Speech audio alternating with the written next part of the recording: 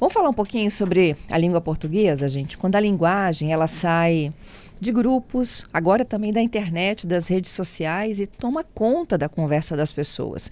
Quem não ouviu aí nesses últimos meses, né, o Farmáaura, Flopar, Six Seven, não sei nem o que é isso, Six Seven. Essas são algumas das gírias que estão sendo muito faladas nessa geração Z, né, Adalberto? Exatamente, a geração Z, e já entramos também, Fernanda, na chamada geração Alfa. Alfa, exatamente. Eu tenho, assim, Fernanda, eu conheço algumas, mas eu vou confessar, tem algumas que são novas até pra mim, Fernanda, que eu sou da Milênio, geração Milênios, então assim, dá aquele choque também. Nós fomos em busca aí de explicações, né, de como a língua portuguesa ela está permanentemente em movimento. Nosso convidado é o professor de produção de texto, Renan Andrade. Ele está aqui ao vivo conosco. Professor Renan, seja bem-vindo. Obrigado. Bom dia a todos, bom dia aos ouvintes. Você mais do que nunca tem que saber o que significa, né? Porque você lida com esses meninos o dia inteiro, né? É verdade. Se a gente não souber, a gente fica para trás e não consegue ter uma comunicação eficiente com eles. Como é que surgem essas palavras, Renan?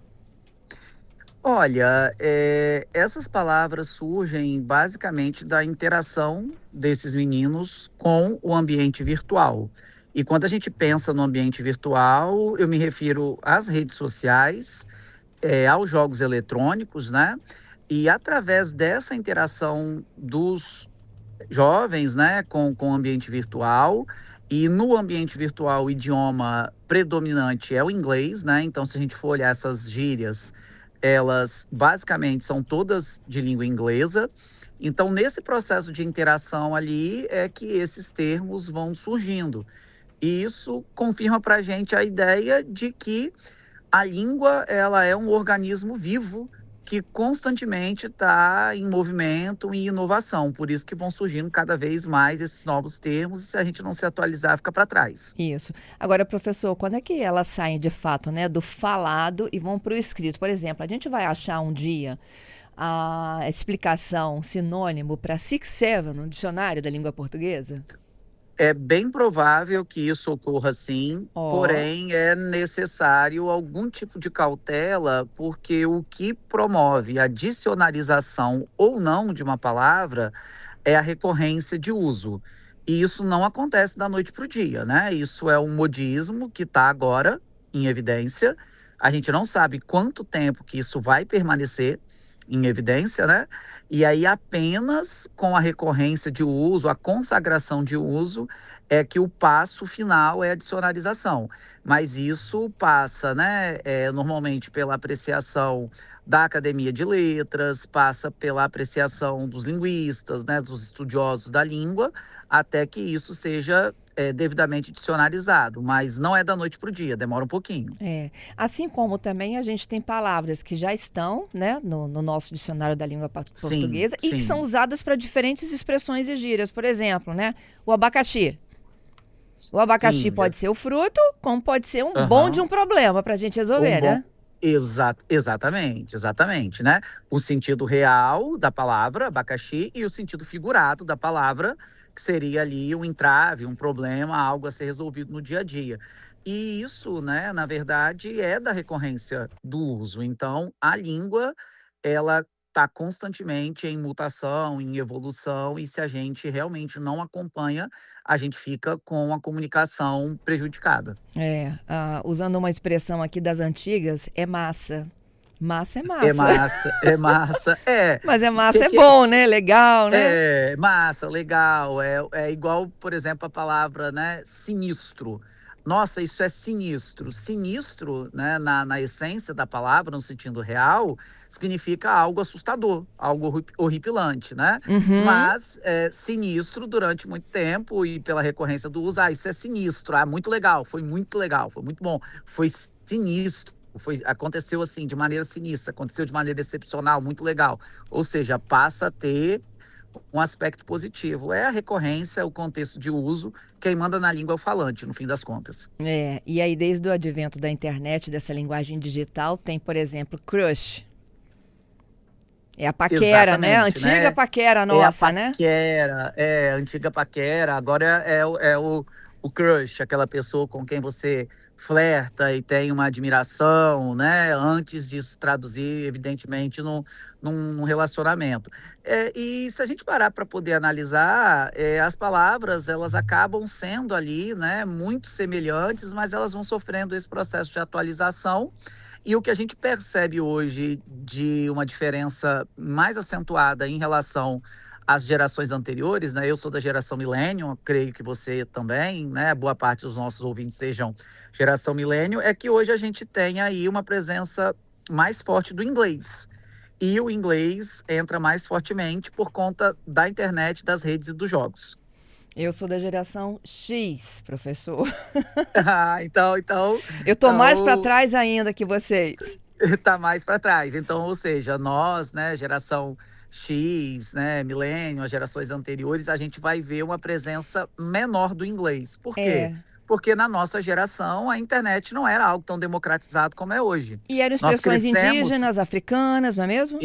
Exatamente, Isso exatamente. Aí. Agora exatamente. Ela é inglesa, ela é do mundo digital.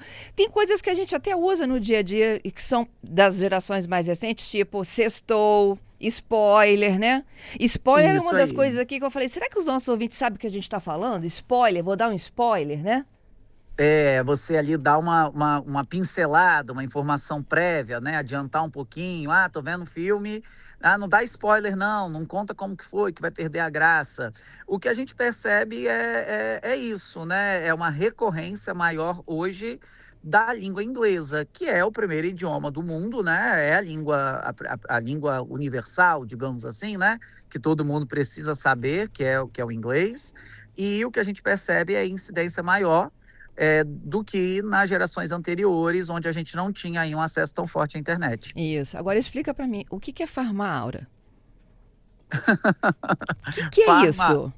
Olha, eu te confesso que na hora, assim, eu não tive, né, um conhecimento muito, muito grande também do que era a Farmaura, e eu precisei pedir ajuda aos universitários. Pedir ajuda aos universitários, né? Mas farmar aura, né? Farmar vem dos games, significa repetir ações para acumular recursos. Aura é um conceito popularizado nas redes sociais para representar presença, respeito, carisma ou energia que alguém transmite. Então, farmar aura significa aumentar o prestígio, conquistar admiração naturalmente. Olha que coisa, né? Então, é a junção de duas palavras, farmar e aura. E aí forma a palavra farmar aura, que significa conquistar prestígio, né? Eu tô jogando aqui um game, eu vou saltando de nível, então farmar aura, eu vou ganhando credibilidade com as pessoas. Os ouvintes podem mandar, viu, expressões que eles ouvem aí no dia a dia, que a gente ajuda a desvendar essa charada. Charada, professor! É verdade. E assim, o mais importante no fim das contas é que a comunicação seja, né, eficiente. E na dúvida, a gente vai pesquisar, né? Hoje a gente tem muitas possibilidades de pesquisar. É isso mesmo. Tem uma outra também que é novíssima, o 6-7, né? Eles fazem até o gestinho com as mãos, né? Faz o gestinho e tudo começou com um jogador de basquete, né? Cujo número da camisa era 67, e aí ele decidiu uma partida, né? A partida estava acirrada entre o time dele e um outro time. E ele foi lá, conseguiu marcar os pontos decisivos, e aí ele ficava apontando para a camisa dele, né? 67, 67. E aí 6-7 é, né, aquela pessoa que vai lá e decide, não espera, ela vai lá e resolve. E aí ganhou essa dimensão toda, com as pessoas fazendo gestos, as dancinhas, uma coisa inusitada, e é essa capacidade, né, que a internet tem de fazer as coisas viralizarem muito rapidamente. É isso. Fernanda, uma curiosidade também, professor, bom dia. Se o nosso ouvinte está numa tela do Google aí, digitar 67 ou escrever 6-7, a tela faz a gangorrazinha assim, ó. Ela se mexe na tela. Olha que coisa interessante, né? É muito rápido, é muito maluco a gente pensar que a pessoa fez algo, certamente ela não tinha nem a dimensão, né, nem podia imaginar a dimensão que isso tudo ia ganhar, inclusive com o próprio ícone de pesquisa, né, que é o maior navegador de pesquisa, que é o Google, fazendo até essa atualização. Com certeza a pessoa nem sequer imaginou que ganharia, né, essa notoriedade toda. Vamos à participação dos ouvintes aqui? Qual é a do... Nosso ouvinte Carlos, Fernanda, bom dia, professor Renan, da Alberto aqui. O Carlos está trazendo uma ponderação sobre essa questão da língua portuguesa. Sou Carlos Borges, de Barcelona. Não é só abacaxi que a gente fala que é problema, não. Pepino também. Ixi, chegou aqui no meu escritório, é pepino. É pepino também, né, Renan? Exatamente, pepino, né? Outra palavra outra sigla, na verdade, né? BO. Tem um BO aqui para poder resolver, né? BO significa boletim de ocorrência, né? Isso aí. É um mecanismo de você ir lá, né? Vou fazer um boletim de ocorrência, né? Você vai acionar a polícia para informar. Então, ou seja, problema. Então, deu um BO aqui. O que a gente percebe, na verdade, é essa tendência de que a comunicação fique mais espontânea e que essa comunicação também fique mais rápida. Então, ao invés de dizer, estou aqui com um super problema, vai demorar muito tempo para resolver.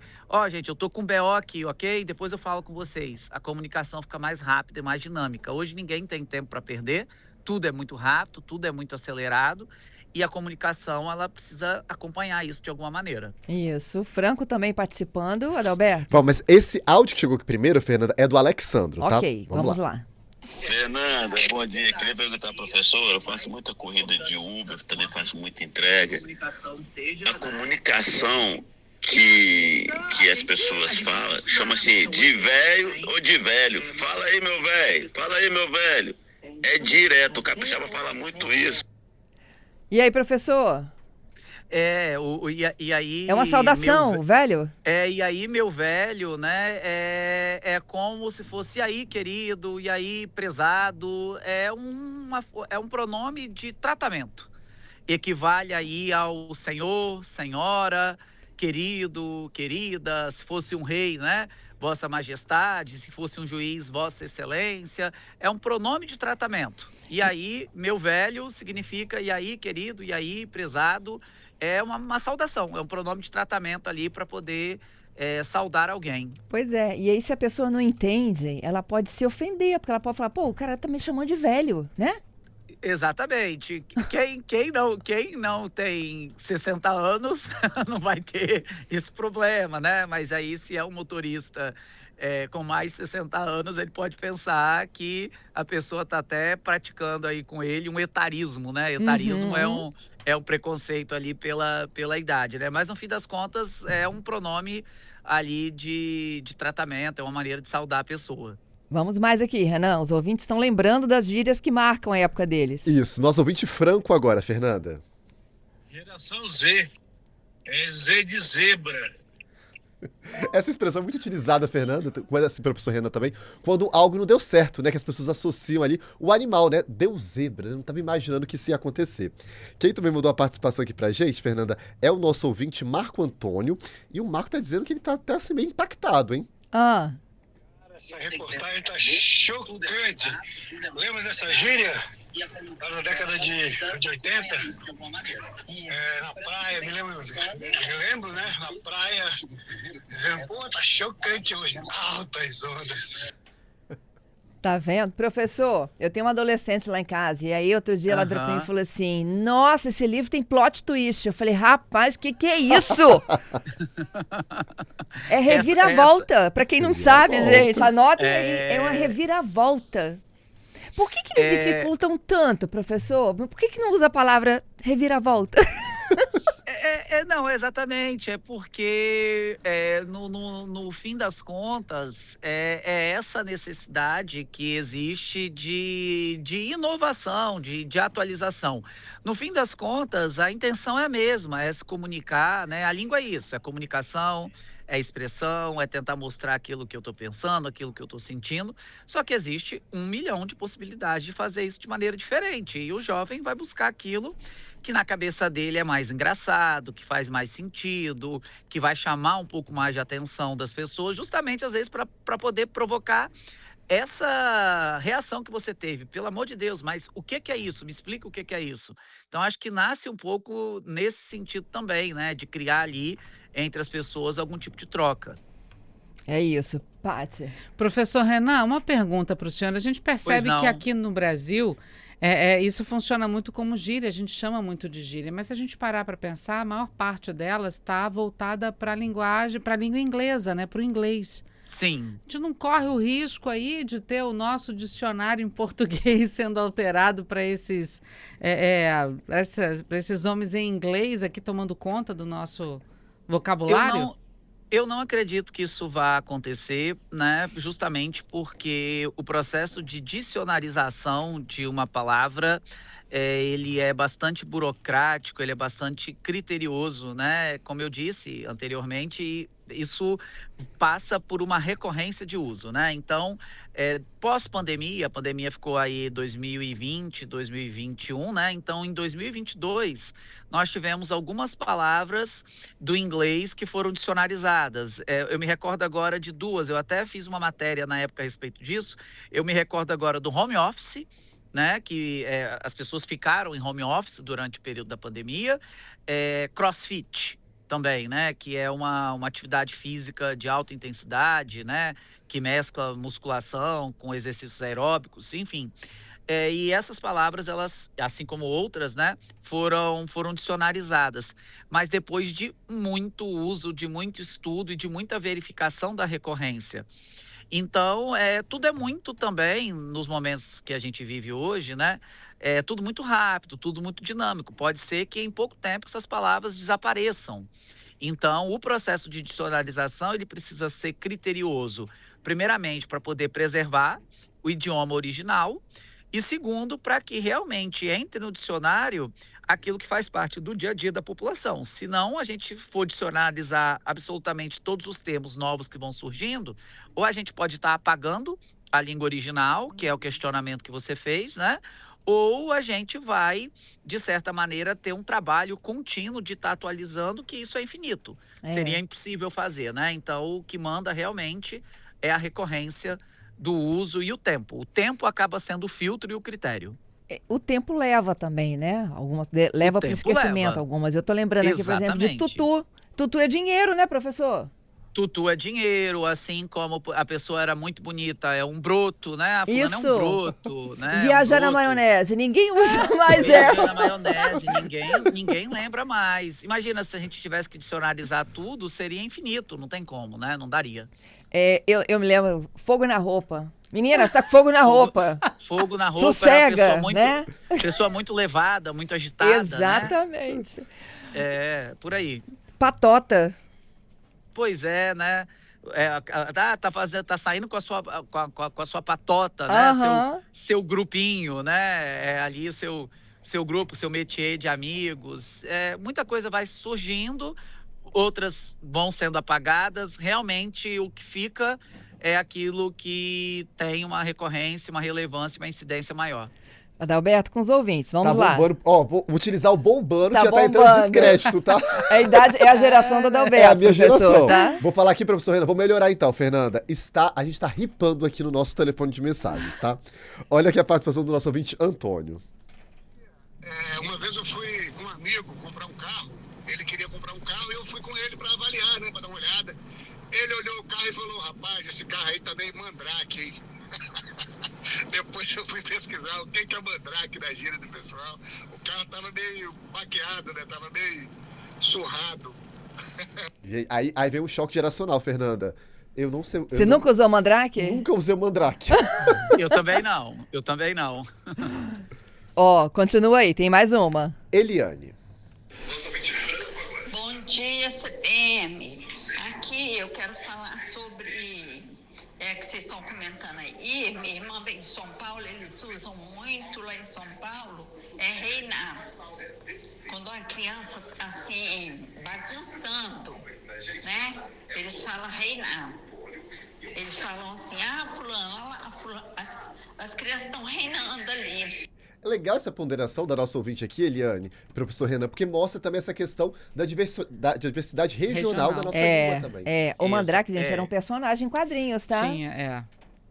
No caso aí da expressão, né, reinar, que é mais recorrente em São Paulo, isso confirma para a gente as variações linguísticas que tem ao longo do território nacional, né? O Brasil é um país de proporção continental e é impossível que a língua portuguesa falada nesse país tão grande seja a mesma em todos os estados da federação. Então, vai ter realmente essa diferença de um estado para o outro, né? E isso é o que torna a nossa língua extremamente rica. Eu sou suspeito de falar, né? Sou professor de língua portuguesa e eu acho o nosso idioma belíssimo. É uma língua dinâmica, é uma língua poética, é uma língua sonora. Então eu acho interessantíssimo que a gente tenha essa diversidade toda no nosso idioma. Tem um ouvinte que está falando que Mandrake significa suspeito. É um carro que está meio suspeito, tá? Tem o Adriano lembrando da panelinha.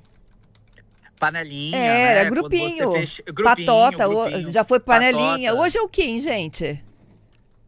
Hoje eu acho que tá mais pra... Eu não sei se galera ainda é tão atual, né? A minha galera, né? Não sei, acho que eu vejo... Eu ainda falo muito galera.